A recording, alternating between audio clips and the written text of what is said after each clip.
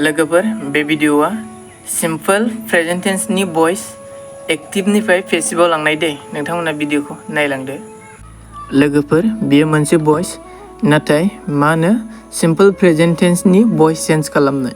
दा simple present टेन्सनि भइस change खालामनायनि माखासे फर्मुला दं। बे फर्मुलाया जाबाय माखासे फर्मुलाफोरनि गेजेरजोंसो जों खालामनो हायो नालाय। जेनेबा आइ डु दिस वर्क बेयो मोनसे मा सिम्पल प्रेजेन्ट टेन्स दै बाथ्राया। दा बेखौ माबोरै एक्टिभनिफ्राय पेसिभ लांनांगौ।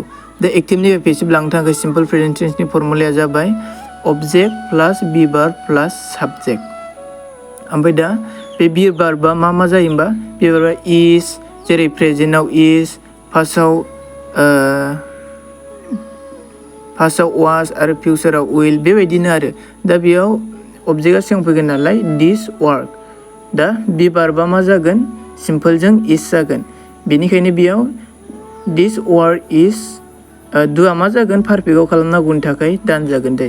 बेनिखायनो दा बेयाव दुखौ जों दान होनोसै दान। ओमफ्राय बिनि आइनि सिगाङाव मोनसे प्रिप'जिसन जोगोन बेयो मा बाय। आइया मा जायो मी जायो। आइखौ जोङो मी होननाय दे एक्टिभनिफ्राय पेसिभआव लांबा।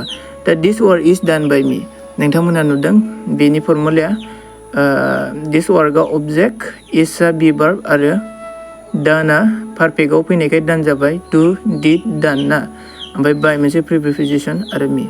दाना नै वी रिड दा बुक। वी रिडआबो मा दा बुकआ मोनसे अबजेक्ट।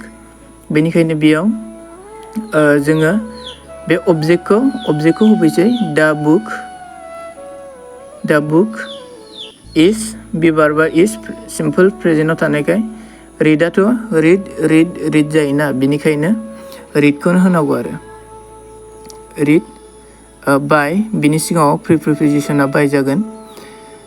उइनि सिगाङावबो बाय जायो आरो जोङो उइखौ मा लायो आस लायो दै। उइखौ जोङो आस लायो। दा मा जादोंनो अबजेक्टखौ सिगाङाव होबाय सेकेन्डआव बी भार्ब आरो थार्डआव रिड बाय आस। दा बुक इज रिड बाय मी आस। दाना आइ सि दा मुन बेखौ मा खालामनांगौ बेखौ ओरैबायदि खालामदो। नङा आं नोंथांमोननो खोन्थाथ'ला दै। दा मुनाथ' मोनसे अबजेक्टमोन नाथाय आं खोन्थाथ'ला। नोंथांमोना बेखौ कमेन्ट सेक्सनाव खोन्थाहरदो। नोंथांमोननि कमेन्टखौ नेनानै थानोसै। नोंथांमोना माबायदि बुजिदों कमेन्टआव खोन्थाहरदो। Thank you. दा नोंथांमोना कमेन्टआव खोन्थाहरथार दै माबायदि मोनदों। लोगोफोर एबारनिफ्राय बेबायदिसो भिडिअ लाबाय थासै आं। बेयाव फेसबुकनि सोमोन्दै लाबोनाय जानाय नंला। बेनिखायनो जायफोर फरायसा लोगो नोंथांमोन बिसोरो एसे नायनानै लाबानो जाबाय। रोंखागौफोरा नङा दै, रोंखायैफोरासो नायनानै लाबानो जाबाय। बेयाव आङो दिनैनिफ्राय फेसबुकनि भिडिअ लाबोला बेबायदिनो इंलिश ग्रामारनि सोमोन्दैल' लाबाय थासिगोन। आं आंनि चेनेलनि नामखौबो 60 डेज जाबानो सोलायसिगोन। बावाखैमोन आं दाख्लैसो सोलायदोंमोन आंनि बे फेसबुकनि नेमखौ।